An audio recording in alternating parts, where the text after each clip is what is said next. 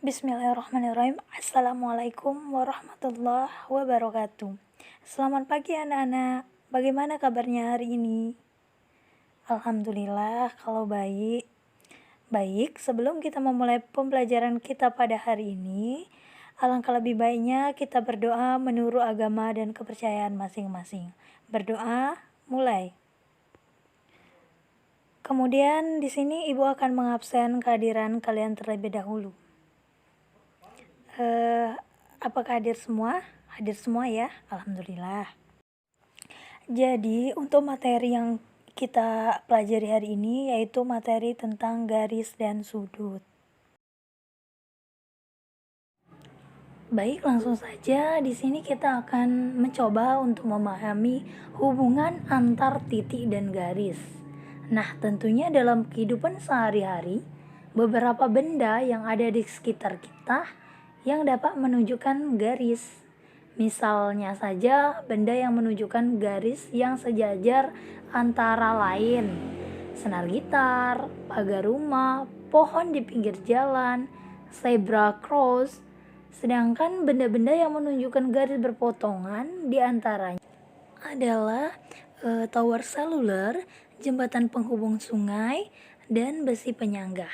Nah, coba kita perhatikan gambar berikut ini. Nah, pada gambar di samping ini, sebagai penyambung dua kota yang dipisahkan oleh sungai, sisi kiri sungai sebagai titik K, dan sisi kanan sungai sebagai titik L. Dan ruas garis KL mempresentasikan jembatan itu sendiri.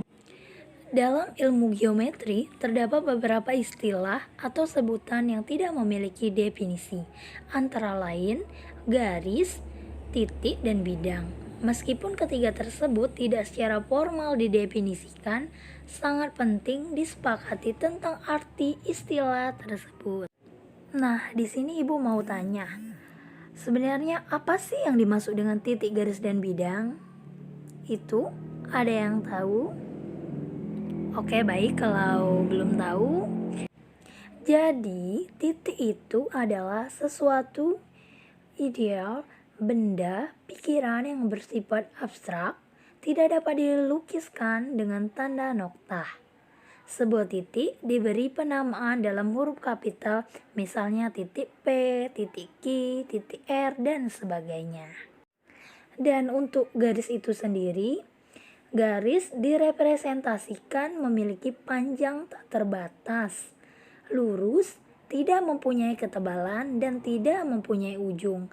Garis tidak memiliki berujung dan tidak memiliki berpangkal. Dan garis dapat diperpanjang pada kedua arahnya. Sebuah garis dapat diberi nama dengan huruf kecil, misalnya K, garis K, garis L, garis M, garis N, dan sebagainya.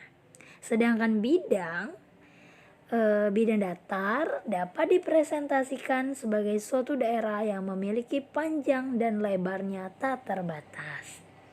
Jadi sudah bisa dimengertikan, sudah tahu bayangannya apa itu garis, titik, dan bidang. Kemudian hubungan antar titik dan garis. Hubungan antar titik dan garis dapat terjadi dalam dua keadaan. Pada keadaan yang pertama yaitu titik berada pada garis, dan kedua titik berada di luar garis.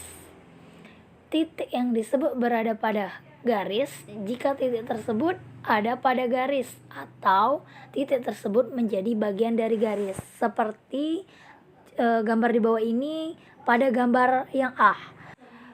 Untuk gambar yang B ini sendiri, ini merupakan contoh dari titik yang berada di luar garis, seperti itu.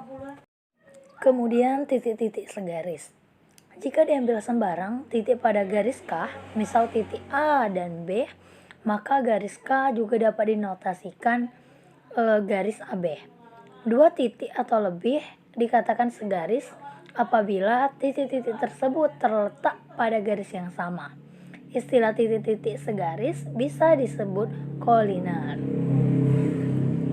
Lebih memahaminya, perhatikan gambar di bawah ini sebagai representasi garis K dan garis AB. Selanjutnya perhatikan gambar di samping. Nah, pada gambar ini garis yang berpangkal, tetapi garis ini tidak berujung. Jadi, sinar garis PQ yang dapat dinotasikan dengan garis PQ dengan P sebagai titik pangkal. Ya, pada gambar di samping ini merupakan ruas garis. Ya, artinya garis yang berpangkal dan berujung. Ruas garis A, B dinotasikan dengan garis A ke B. Selanjutnya yaitu hubungan antara titik dan bidang. Nah, dalam kedudukan ini juga terdapat dua macam. Pertama, titik yang berada di dalam bidang, yaitu pada contoh gambar A atau titik A pada bidang alfa. Kemudian, untuk gambar yang kedua, titik yang berada di luar bidang. Seperti gambar di samping titik B di luar bidang beta. Kemudian hubungan antar garis dan bidang. Nah, perhatikan gambar berikut ini. Nah, pada gambar berikut ini terdapat garis K pada bidang alfa. Kemudian garis L berada di luar bidang garis alfa dan garis M pada menembus bidang alfa. Dan yang terakhir yaitu hubungan antara dua garis. Nah, pada pembahasan kali ini kita akan mempelajari tentang hubungan antara dua buah garis. Ada 3 kemungkinan hubungan antara dua garis, yaitu dua garis bisa saling sejajar, dua garis bisa saling berpotongan, dan dua garis saling berhimpitan pada bidang. Ketiga kemungkinan hubungan di antara dua garis itu disajikan seperti gambar di bawah ini. Nah, untuk yang pertama itu garis K dan L saling sejajar berhimpitan, yang ini. Kemudian yang ini garis K dan L saling berpotongan seperti ini. Kemudian yang terakhir yaitu garis K dan garis L seling. Nah, berdasarkan gambar di atas, maka hubungan antara dua garis yaitu pertama, dua buah garis dinyatakan sejajar jika kedua garis tersebut tidak memiliki persekutuan. Kedua, dua buah garis dinyatakan berpotongan jika kedua garis tersebut memiliki sebuah titik persekutuan. Persekutuan ini disebut titik potong. Dan yang terakhir yaitu dua garis dinyatakan saling berhimpit jika kedua garis tersebut memiliki lebih dari satu titik persekutuan. Nah, dari beberapa materi yang telah kita bahas tadi, apakah ada yang perlu ditanyakan atau ada yang belum paham? Oke, baik, kita masuk ke materi selanjutnya yaitu sudut. Sudut adalah daerah yang dibentuk oleh dua buah sinar garis yang titik pangkalnya berhimpit. Sudut juga mempunyai beberapa bagian yang membentuk sudut. Bagian-bagian sudut yaitu kaki sudut, sinar yang membentuk sudut yaitu FA pada gambar di atas, titik sudut, titik potong, pangkal sinar dari kaki sudut yaitu P.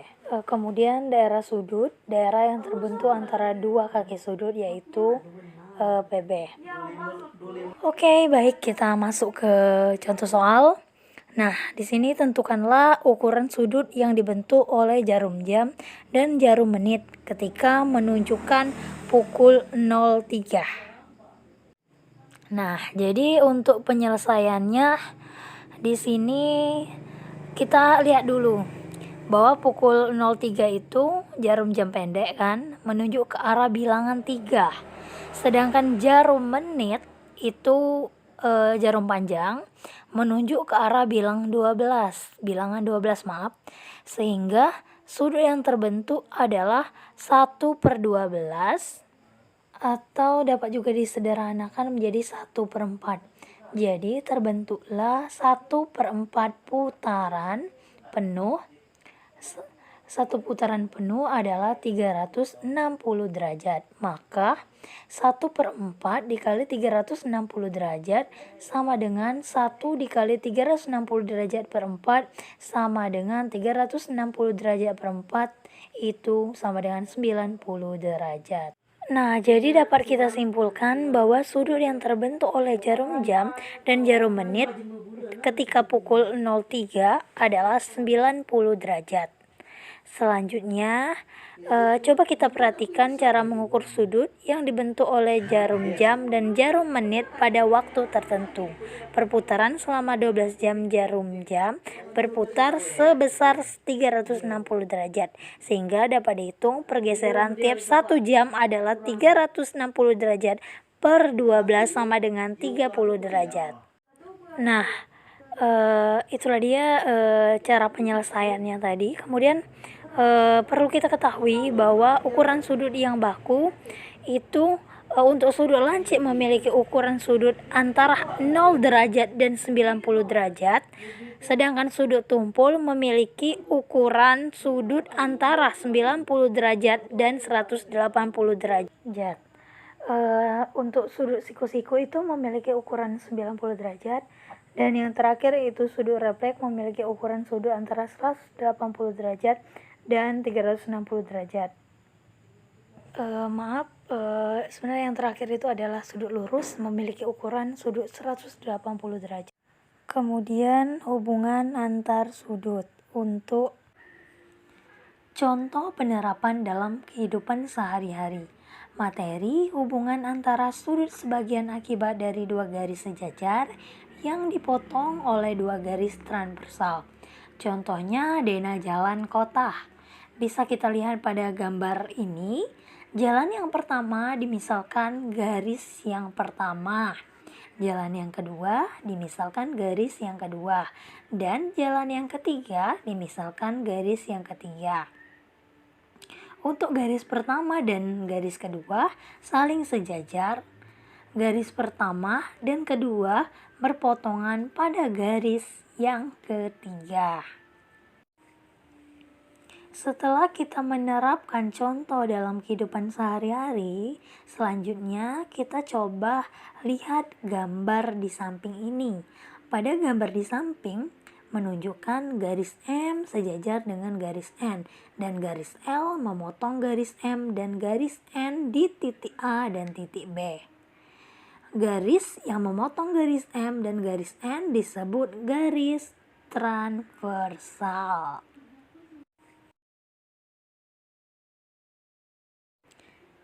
Selanjutnya, macam-macam sudut. Pertama, sudut sehadap.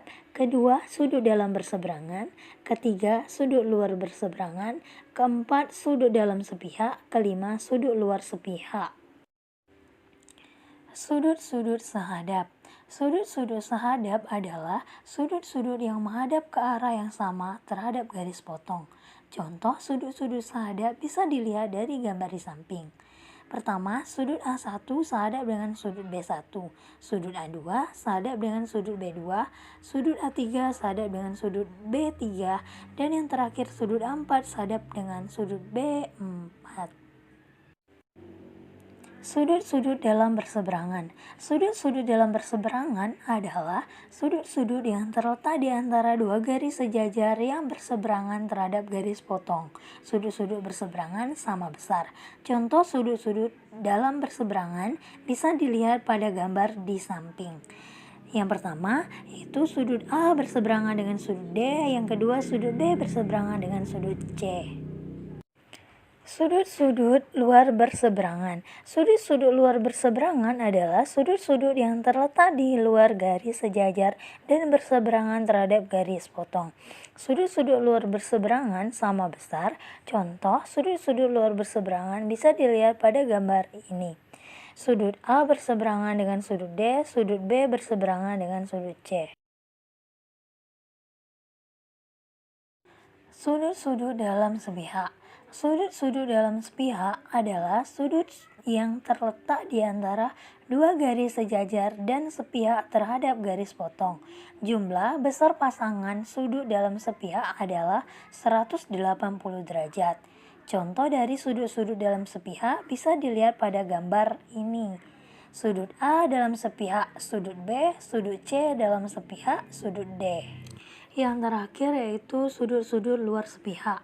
Sudut-sudut luar sepihak adalah sudut-sudut yang terletak di luar dua garis sejajar dan sepihak dalam terhadap garis potong. Jumlah besar pasangan luar sepihak adalah 180 derajat. Contoh sudut-sudut luar sepihak bisa dilihat pada gambar ini. Sudut A luar sepihak dengan sudut C, sudut B luar sepihak dengan sudut D. Langsung saja ke contoh soal mengenai materi hubungan antara sudut sebagian akibat dari dua garis sejajar yang dipotong oleh garis transversal.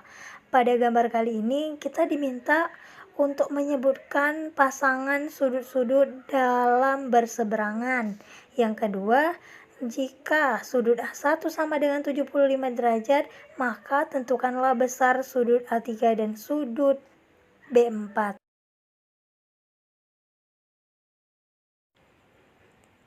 Baiklah, langsung saja hasil dari contoh soal tadi. Untuk yang A diperoleh sudut A4 berseberangan dalam sudut B2, sudut A3 berseberangan dalam sudut B1, dan untuk B besar sudut A3 sama dengan sudut A1 yang artinya bertolak belakang, sudut A3 sama dengan 75 derajat. Untuk sudut B4 sama dengan sudut A2 yang artinya dalam berseberangan, sudut B4 sama dengan 105 derajat. Baiklah, langsung saja kita ke contoh yang kedua. Di sini diminta untuk menentukan besar nilai dari Y. Maka, untuk penyelesaiannya seperti ini. Yang pertama, kita perhatikan pada gambar di bawah ini bahwa sudut CF itu besarnya sama dengan 102 derajat. Maka terlihat juga bahwa sudut CF dan sudut CEAH merupakan sudut yang sehadap. Jadi, untuk sudut EAH itu sama dengan sudut CEF. Maka sudut EAH itu sama dengan 102 derajat. Kemudian sudut EAH ditambah sudut BAE sama dengan 180 derajat, yang artinya itu sudut yang saling berpelurus. Jadi langsung saja kita mencari nilai Y-nya. Maka sudut EAH sama dengan 102 derajat ditambah 180 derajat dari sudut EAH plus sudut BAE tadi, maka nilai dari 3Y itu sama dengan 180 derajat dikurang 102 derajat. Jadi 3Y sama dengan 78 derajat. Nah, kan di sini 3Y sudah ditemukan 78 derajat. Tinggal kita mencari nilai Y. Langsung saja di sini kita tentukan Y sama dengan 78 derajat dibagi 3. Jadi Y sama dengan 26 derajat. Jadi nilai dari Y itu adalah 26 derajat. Mungkin itu saja dulu pembelajaran kita pada hari ini. Untuk tugas silakan kalian kerjakan di halaman 72, 5 soal itu dikerjakan secara individu, dikumpulkan minggu depan. Ibu akhiri, wassalamualaikum warahmatullahi wabarakatuh.